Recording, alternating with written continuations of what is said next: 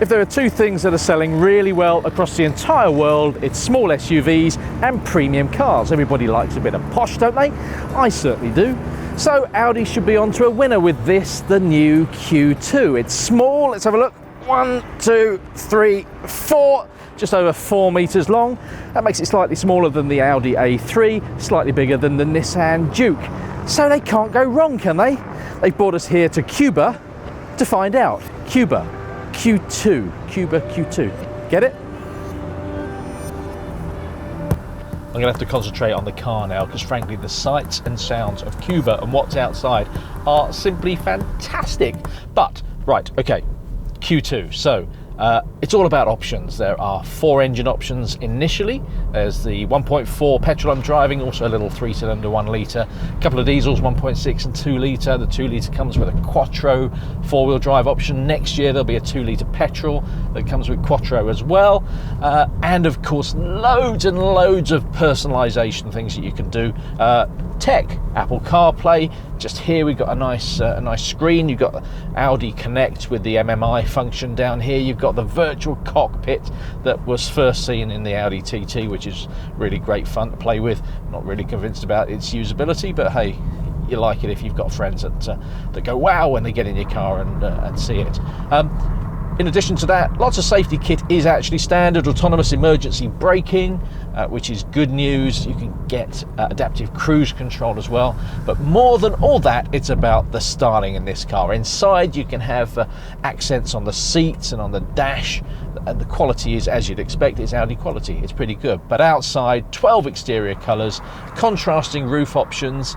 You've got standard SE, Sport and S-Line trim levels, and different ways to personalise even the C-pillar blades that add a little bit of R8 to the car. You can have them in carbon fibre. The Audi folk here in Cuba have been talking about a go-kart feel for this car. Now, I thought that belonged to Mini, let's not tell them. But by and large, I think they pretty much achieved it. The steering is so far as we can tell, we haven't really pushed this car. It's pretty good. It's the same system as you'll find on the Audi S3. Of course, underneath it's that old MQB system, which underpins everything in the Volkswagen group. But grip seems pretty good. And the ride, these roads, pretty much like the UK, are horrible.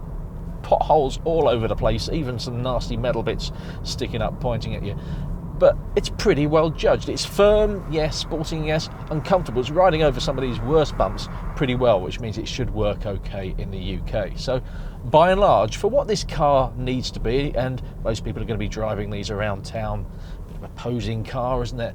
For what it needs to be, it does feel fairly sporty, does feel fairly good, and I quite like it. Of course you need this car to do some practical things too, and it's not bad.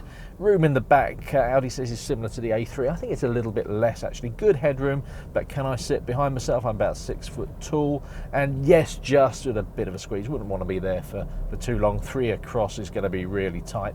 But the boot's pretty good. The boot is only slightly smaller than the Q3, and you can fold the seats down and get a flat floor as well. So in terms of what it needs to do practicality-wise, it's not the most spacious car in the world, but doesn't really need to be.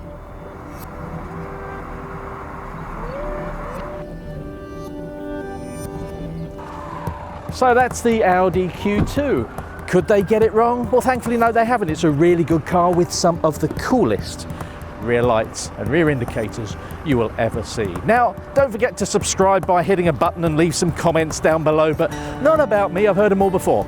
Leave them about the car. Thank you very much.